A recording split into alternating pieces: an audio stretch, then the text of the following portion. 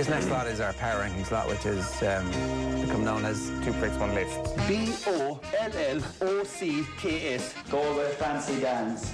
Get the simple things wrong. A nice tea. There's only one answer for that. Where did this ferocious determination out there today come from? The media. Every one of them wrote us off. The article was rubbish. You know, it's not my fault that we haven't beat Kerry in a big game in Croke Park. I'm going to lose all my life today. It is time for the power ranking with Eoin Sheahan. Eoin Sheahan's power ranking. How did that happen? You're a clown. The most hotly anticipated power rankings of all time, Eoin? Yeah, speak for yourself. Speak for yourself. This is horrific, putting this together today. A lot of bad things have happened over the last couple of days, and you know, I guess we all have to do our bit for the cause and following these things through. People have climbed Everest, people have climbed Kilimanjaro with a weight on their back, but putting these power rankings together this morning obviously is a much tougher task than all of that. Let's start at number 32 as ever. Sligo at the bottom. They couldn't fulfill the fixture at the weekend, and that for me puts you immediately at the bottom of the fixtures. London are ahead of them at 31. No, London didn't play any fixtures this year. Still, not fulfilling a fixture puts you right down to the bottom. Are you waiting in? Are you siding with the players? Are you against the county board? Do you believe the Connacht Council? Do you want to wade into that controversy and use classic diversionary tactics, or should we just horse through this part of the list? This power rankings is all about Sligo. No, I'm just joking. Sligo 32, London 31, Waterford up to 30, 29 is Carlow, 28 is Antrim, 27 is Louth, 26 is Wexford, and 25 is Leitrim. In 24th place, we've got Wicklow after getting hammered down 2 places. We've got Limerick staying where they are in 23rd, Offaly are down to 22nd, Longford are down to 21st, and Derry are up 4 places to 20th. I told you last week that they were just down in 24th temporarily. Limerick, Offaly, Longford, Julie got defeated, and Wicklow as well. So Derry are back up where they belong, the top 20. Fermanagh number 19, Westmeath down to 18th, Clare down to 17th, because Down are up 2 places to 16th. An impressive win over Fermanagh at the weekend. In 15th place, staying where they are, Tipperary getting the job done in very tight circumstances against Limerick. So they're stay where they are. Hang on, sorry, who did Down beat? Fermanagh. Right. And who did Tip beat? Limerick. Right. So why would who's ahead? Like, so Fermanagh way ahead. Derry should be ahead of Tip at the moment. They should be. Sorry. Stick the list back up. Stick the list back up. Down should be ahead of Tip at the moment. They've beaten a higher ranked team. There's no consistency here. Keep going though. I'm not going to get bogged down in this. We've got to get to the best bits. Kildare number 14, Kildare number 14, Laois number 13, Monaghan. Kildare should be higher. They're still in the championship. They're better than Cavan.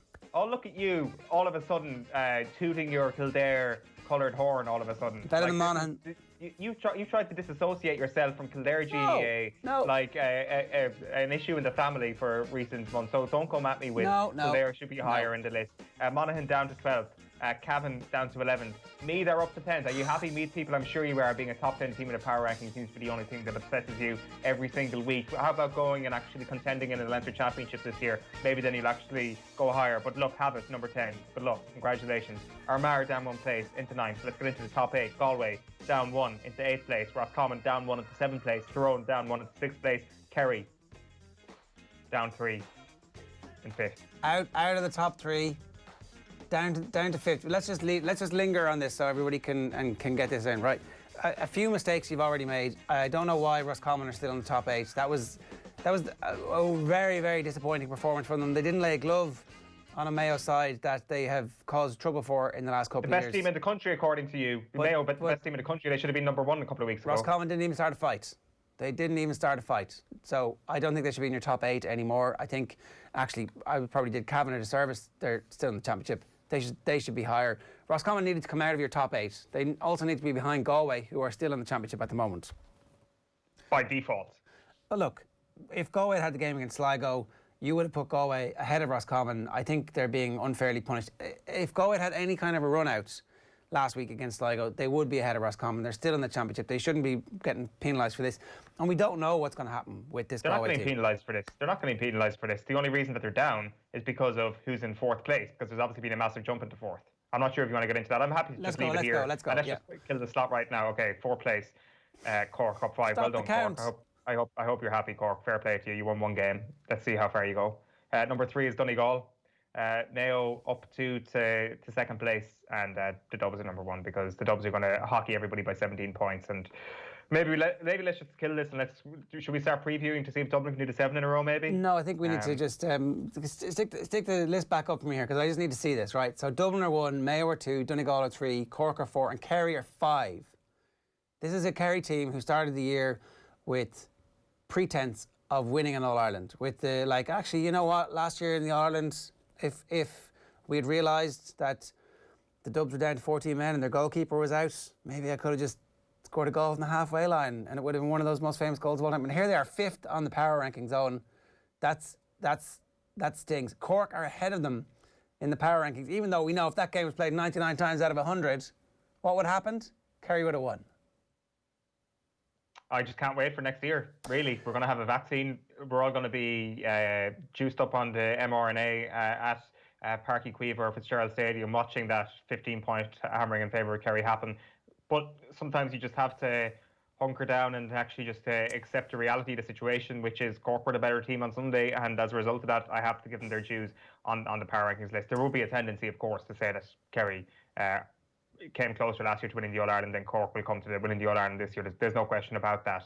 And maybe as a result of that, they could have hung on to a place above them. But to be honest with you, I actually value my own safety. Cork isn't far from here. I would honestly be worried of being picked up and brought to a place and being taken away and disappear, basically, if I'd done that. So, Cork, congratulations. I hope you're happy. You're into 4th. That's how I see the top 4 being. I think that's going to be the semi-final lineup. Cork, Donegal, Mayo, Dublin. And that's by favouritism for the All-Ireland in that order. I think Dublin will win the All-Ireland. I think they'll beat Mayo in the final. I think Cork and Donegal will be the losing semi-finalists. I do suspect that a shock might happen somewhere along the line, but I'm calling it right now. They're the top 4. So this is predictive as well as a kind of a mark of reality of what we've seen over the last couple of weeks. Everything else you're saying is complete nonsense, like about Roscommon getting promoted to Division 1 in unbelievably impressive fashion, Galway getting absolutely hockeyed by Mayo. I can only judge what I've actually seen, and I've seen results between these teams over the last few weeks. So Galway be the most exciting team in the country before lockdown. Like, we've seen that. That's evidence in this season. Like 2 years ago. It's actually this year. I realise that, time is a flat circle and it got a bit gloopy and everybody went mad. Tiger King didn't exist last time Galway were good. No, this is true. Well, he did. We just didn't know about him. And they were happier times for all of us. I just wanted to talk briefly about a point you made yesterday on the show, that you thought Tipperary were going to give it to Cork all day long in the Munster final. And actually, you didn't think yesterday that it was going to be a straightforward Cork versus Mayo All-Ireland semi-final. You thought one of those two teams was going to be beaten. I suspect it's going. I've got a feeling. I've just got a feeling at the pit of my stomach. But so, this, as we all know, this is information. This is based on my head. This is knowledge. This is the correct power rankings. I don't trust my soul. So what you say on Monday, you don't back up on Tuesday in your power rankings. I just want to establish that as fact. You're riding both horses here in a 2-horse race. That's fair enough. I understand. I'm sure you've got a feeling that Kildare might win a Leinster Championship. I'm sure Meath people have a feeling that they might win the Leinster Championship. I think the Dubs will beat Kildare. I think the Dubs will beat Kildare in the Leinster final. I have a feeling they might turn a very cocky Meath team over this weekend. Meath ran the score up. That's always a good look in a Leinster Championship match. Let's get that 6th and 7th goal, just in case anybody doesn't realise that we're better than Wicklow. That always, and then training this week, everybody's buzzing. And then if Kildare are as well organised as we think they are, and they have some forwards who are kicking the ball over the bar, then look, this is where Jack O'Connor, this is where all of his years of experience are, this is where his wiliness is now going to be useful. Or not, we'll see. It's a big game this weekend. Kildare were up well against Offaly and then let them back into it, just like they were up well against Cavan and let them back into it in the league, and just like they were up well in the first league game, which I've forgotten. So there's I don't know if it's a tiredness or a conditioning or if it's the lack of concentration. But anyway, that's not the story. The story is the humiliation of Kerry at the hands of Mark Keane with his first, and so far we think only kick in senior intercounty football. As the post-mortem has gone on, 24 hours more. Were you tuned to Radio Kerry last night, or could you not bring yourself to? No, we actually had it on while having dinner last night. That this is the sort of suffering that must be endured while going through a defeat, like a week with this sort of defeat. It was actually more positive than you might think. I guess there's enough blame to go around. There's players who are being blamed. There are members of management who are being blamed. Everybody has, at one stage or another over the last 48 hours, had a finger firmly pointed in their direction. So what you can do is throw the baby out with the bathwater and cull everything. Just play the under-20s next year and their management.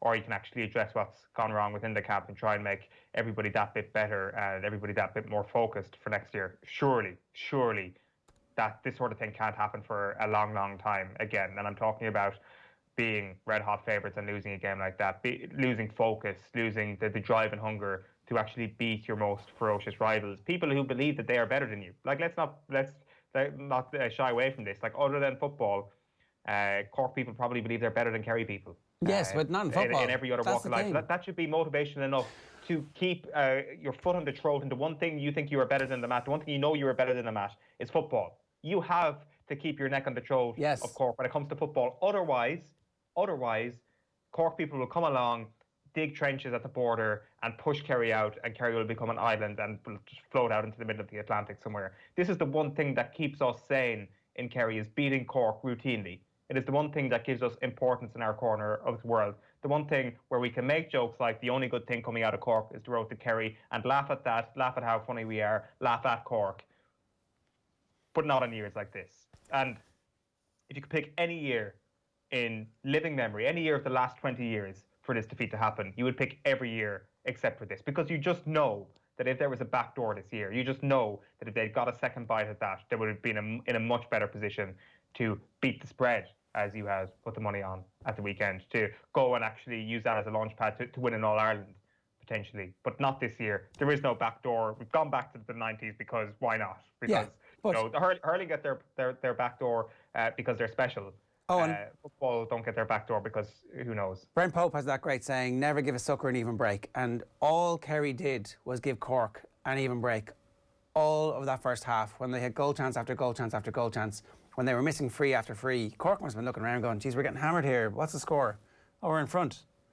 Like, it was cognitive dissonance from the Cork people who were on the field going, doesn't feel like we're in this game. What's the score? Geez, we're in front. That's amazing. And I think it's because of you and your kin who were saying, geez, Cork are great, Cork are amazing. We need to be wary of this Cork team. You talked yourselves into it. Instead of just actually being calm and going, we're the superior force. We will outmuscle them, outthink them, outfight them, because that's what we do. We're Kerry. We're Kerry. You know the way Don Logue walks around going, we're Cork, and the Clare lads are, Jesus, this kid is over here. Apparently that's what happened in '99 in the Munster Championship match in the parade. Don Logue is going, we're Cork, and because Christy Ring used to say it. And so there's that heritage to fall back on. But for some reason, Kerry went away from their heritage of battering Cork and decided, oh, Cork, they're amazing. They're like Dublin incarnate, except younger and wearing red jerseys. And they talked themselves into it, and they gave themselves the fear instead of just being superior, better, calmer. And I actually legitimately think it has to do with I don't know why, it's the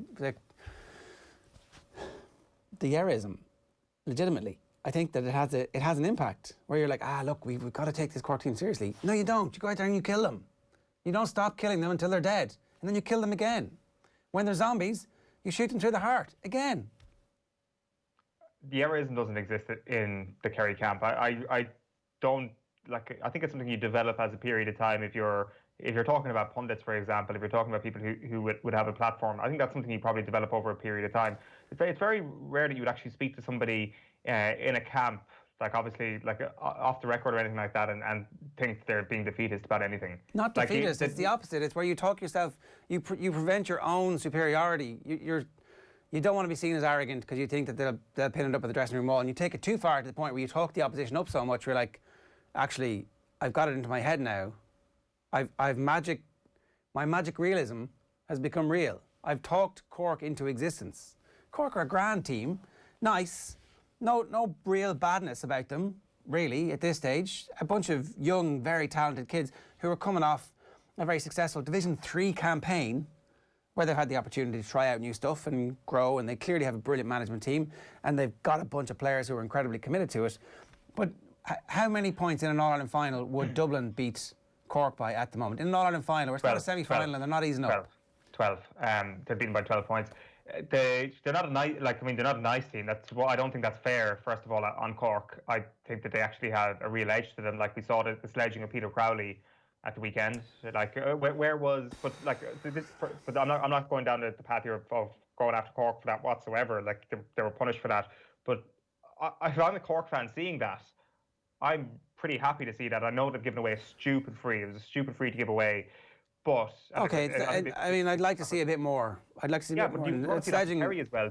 You not want to see at least a response to that from Kerry. Like it's Crowley getting up, and when he gets up, there's still 3 Cork men around him. Like where's the man? Where's the enforcer there in that patch of grass who would come over and knock the Cork fella to the ground for roaring in Peter Crowley's face? Where's that edge? And where's that coming from? It's not something that we see too often from this Kerry team. I do think they are a little bit too nice. They've got phenomenal footballers, but I do think they're too nice. And I think that psychologically, there needs to be a lot of work done over the winter to actually get into a place where, and like maybe the psychology is a response to your perceived Yeoism seeping in, that actually getting a positive sense of superiority, but almost an expectancy that if things aren't going your way in a game, that you have a trigger, which is nailing your man, or which is laying down a marker in some sort of physical way to actually get yourself back into the game. Because while Kerry had missed 18 scoring chances, it did feel that they were being dictated to at times during the game, which is mad considering the amount of scoring chances that they missed. That they could have actually won the game at a canter while not dictating the terms of engagement that much. Unless the scores would make unless if they kicked those scores, you would have felt like they were dictating the terms. Because if Buglee doesn't kick the ball at exactly the right height for the goalkeeper to save it, if he slides it in at the near post or slides it in on the ground at the far post, or takes another hop or solo, whichever was appropriate, and plays the man inside for the hand pass goal, then it feels like they're dictating the terms of play. So I wonder if that is actually a factor of the scoreboard, which is ultimately the reason why we play the game. Yeah, it's why we count the votes, because we want to see who wins. It's why we play the game. We need to see who's going to score the goals and score the points. Like there's a very obvious thing about like the scoreboard dictating. I actually don't think Cork were the better team at the weekend. They were the team who scored the most over the course of the game and who made more from their chances. But I still think, like, clearly Kerry had the better footballers. As Tommy was saying in one of our chats yesterday, how many of that Cork team would actually legitimately start for Kerry? Maybe this week you start a lot more, but over the pace, the course of 4 or 5 weeks, if these teams played every week, how many ultimately of those Cork team? Probably not that many. I don't think we overrated Kerry either. I think Kerry had a massive systems failure. That's not us overrating them. That's them needing to take responsibility for playing with fear in the biggest moment that this team could. But maybe Kerry go backwards, and next year Tyrone are going to be an absolutely massive force. This Mayo side are full of young lads, like, who could be brilliant for another couple of years. Galway will actually have a full season uninterrupted next year, and they'll have a second season manager who will be like, okay lads, last year we were really close. Comer got injured at just the wrong time. Yo went out and wet the bed against Mayo in the league, and we never recovered because we didn't get the opportunity to do it. All of a sudden it's very competitive. This might have been Kerry's year to capitalise on the momentum of last year, and that's something that they need to think about over the winter. But I need to hear from you. Why did they play with fear? How could that team, supposedly unburdened by baggage, play with fear the way they did against Cork? Well, I'm not sure if they are unburdened by baggage. I think that there is a little bit of baggage from last year. I don't know. Are people talking about this as a Bulls had a blue from Cork after the trouble they caused Kerry last year? I think that their system was brought in as a perfect remedy to Cork challenging them through the middle and scoring goals from runs through the middle. And Kerry felt that if they got their house in order, surely with the forwards they have, they can't possibly lose again against Cork. And I'm not sure if it is like the Yeoism seeping in and like that sort of element of defeatism against Cork. I think it's actually because of they thought that if they stop Cork from scoring goals, everything else will look after itself. Did he pick his forwards though? Say that again? Did he pick his forwards? Well, Killian Spillane came off the bench, and I think there's 3 real inside forwards in that entire squad on Sunday, which is kind of mad to say. Never mind the starting team, 3 inside forwards in the squad. Killian Spillane came on, and Tony Brosnan and David Clifford were the others. The rest of them are kind of half forwards. Obviously, you'd expect a bit more from Sean O'Shea from a scoring perspective, but you've got good runners, good defenders, fellas who are well able to kind of ride the tackle if they're running with the ball from deep positions, and that's what he's gone for. And I guess that is kind of some sort of effort to try and bring more of a hardness and an edge to Kerry.